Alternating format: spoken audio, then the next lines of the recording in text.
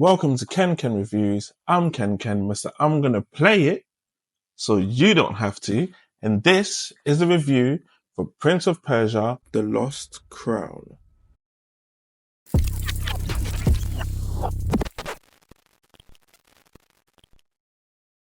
A big thank you to Ubisoft for giving us early access to the game, and we managed to get different perspectives, so it's not just one view from one little fanboy somewhere. Let's get into it.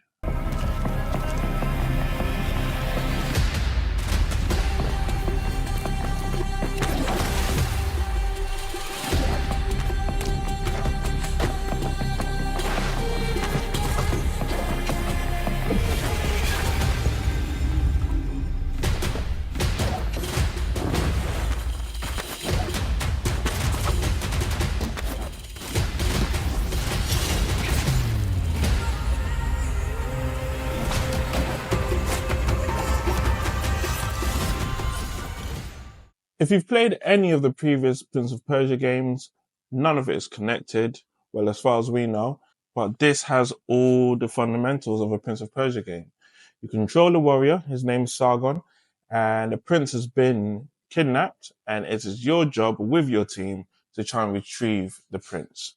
Very different from the usual save a princess, but hey, it's 2024. The game has you traveling along loads of different types of levels, from the desert to temples to jungles, all sorts of beautifully designed levels, and it's a metroid-vania type of game, so everything is connected. Overall, the voice acting falls short, with the main character lacking emotion and intensity. However, standout performances from Varum, played by Stuart Scudamore, and Yusuf Kakor as Orod, deserve recognition for their exceptional delivery and comedic timing. Now, when we look at the gameplay, initially, Sargon's movement feels a bit awkward, especially transitioning between moves. However, this is just a temporary issue, as a diverse range of movesets unlocks, enhancing both the world exploration and gameplay experience. Traversal puzzles, although challenging, bring a sense of accomplishment when overcoming obstacles, making them a standout and favorite aspect of the game. While not groundbreaking for the metroid-vania genre, the game offers an enjoyable experience for fans who like this type of game. The expansive map encourages revisiting areas with newly acquired skills, unveiling hidden and secret pathways. The well-designed and visually stunning areas, such as the depths and the raging sea, contribute to the game's appeal. Each zone captures a unique atmosphere, from the decaying, claustrophobic sewer to the beautifully frozen sea amid a storm. The combat is similar to the gameplay. Now, at first, it can feel limited and flat. However, again,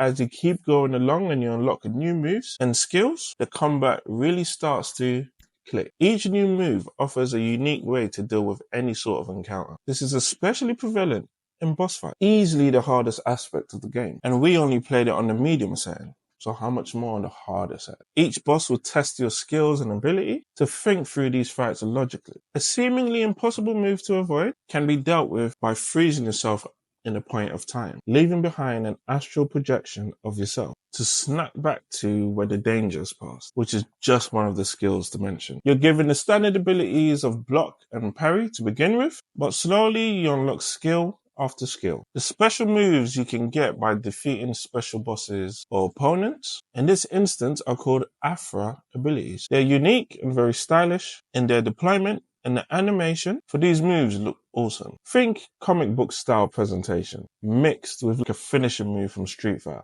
It actually works really well. Another neat aspect of the combat is the use of skills, primarily used for traversal, as a mechanic to outsmart enemies and gain the upper hand in tougher fights. It's one of those games where you can't take your eye off the screen.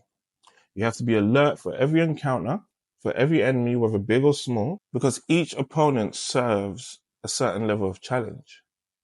So like, as much as a boss fight can really decimate you, the smaller enemies can too.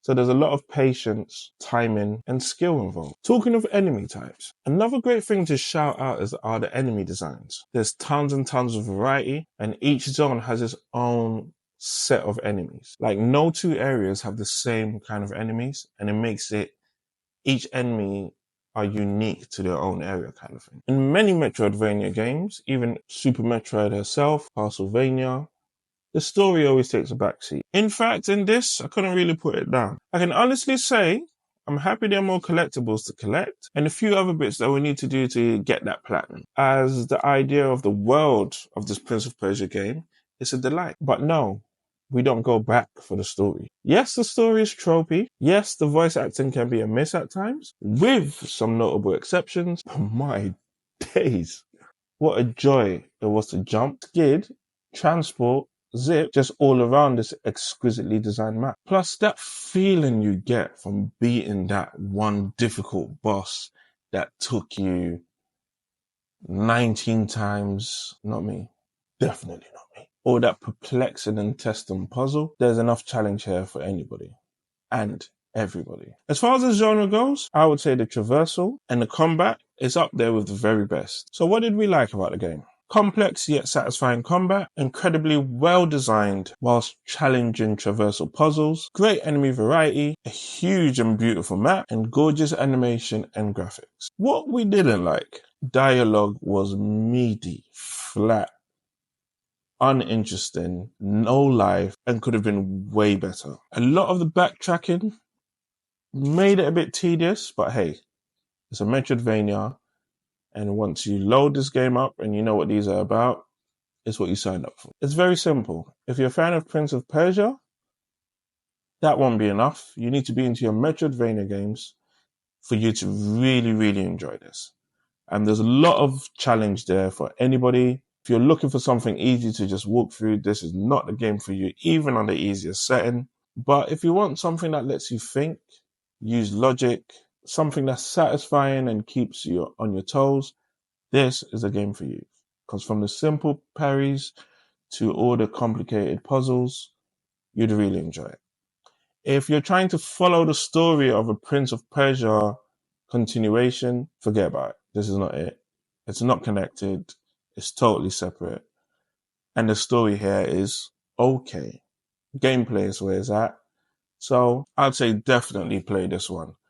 Ubisoft took a chance on one of their brands, and for me, it paid off. Will you be revisiting the world of Prince of Persia? What do you think of the direction that they're taking? Is Prince of Persia supposed to be a 3D game? Does this need the Sands of Time? Would you want to see a sequel to this story? Let me know how you got on playing this. Which challenge was the hardest for you? Which boss was the hardest for you? And let's discuss.